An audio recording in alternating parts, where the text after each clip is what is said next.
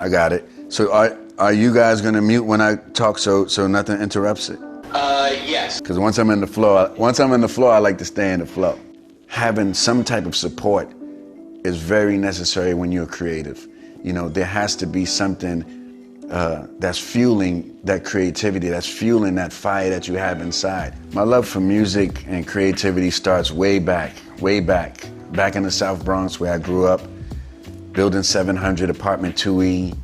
I would go outside and all I would hear is music. You go around to the back park, the DJs are playing, it's a basketball game going on, but then you would look at the handball court, and that handball court would have an amazing graffiti mural. I don't know if it's from Keith Haring or Fab Five Freddy.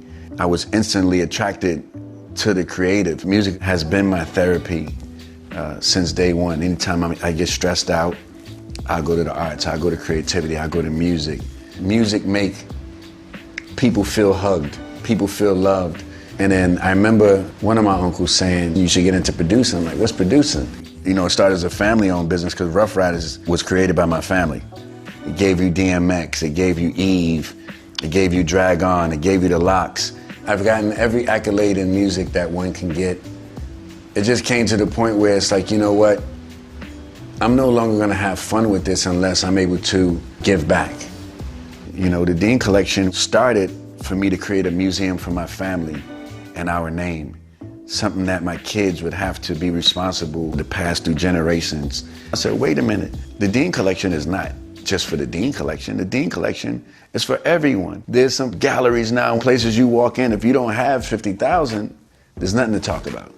And I felt that a lot of people was using that as an excuse to exit art. They feel that art is only for rich people. Whoa, we gotta stop this, we gotta fix this.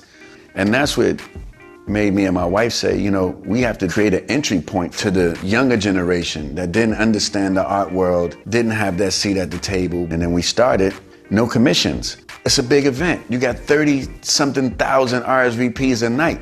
The drinks are free, the food is free, the concert's free, the education is free. And I feel that education should be free. We went to Shanghai, we went to London, we went to Berlin. We did it right in my backyard in the South Bronx. You can come into No Commissions and get something for a couple of bucks or a couple of 100,000. There's a tier for every person that have love for art. And what we're doing is something totally different from a gallery. The artists keep 100% of the sales. But what about after No Commissions? How can you sustain, how can you move forward without having to be trapped to sell your soul? I was a part of the sale with my brother, Sean Diddy Combs, the $21 million purchase, which made Kerry James Marshall the highest selling African-American living artist to today. I'm like, man, like you just broke the record. And the artist was like, yeah, I don't know whether to be happy or to be sad. He first sold that work, it was under 100,000. So imagine a work that you made for under 100,000 is now being sold for 21 million, and you have to sit home and watch this, and you couldn't even participate 5%. When you look at it, I'm a producer, I'm a songwriter. Every time it's played on the radio, I get paid. Every time it's played in a movie, I get paid. Every time it plays, period, I get paid. Visual artists, they only get paid once? How? When paintings are sold and traded multiple times, and that's that artist's lifetime work that other people are making 10, 15, sometimes 100 times more than the artist that created it. So I created something called the Dean's Choice, where if you're a seller or a collector and you're bringing your work into, let's say, Sotheby's, there's a paper that's there that say, hey guys, you know, this artist is still living. You've made 300% on your investment by working with this artist. You can choose to give the artist whatever you want of the sale. I think that even if 5 people did it, it'll start to change everything in the arts. And this is happening in Europe already. It happens in the music industry. It's called publishing. And artists are able to survive, musicians are able to survive years after years off of the residual income of their publishing. So how can we take something that brings creatives together and celebrate each other.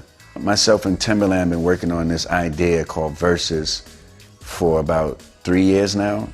Then this trying time came and everybody started going to social media to express themselves. So what we did was, I played my top songs, he played his top songs, and we went on Instagram Live.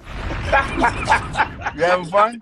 This is so good for the culture. Let's go. A lot of people like to say battle. We pulled back off of that word battle because we're battling enough in the world today. We call it an educational celebration. I think we're on our 9th or 10th one. Me and Timberland started out with 20,000 people.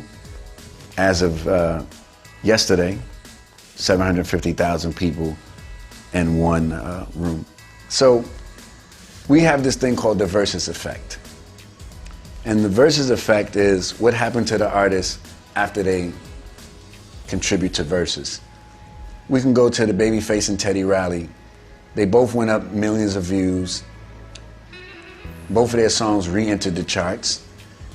And then we look at the First Lady's Verzuz, and both Erykah Badu and Jill Scott have 7 positions in the top 20 charts.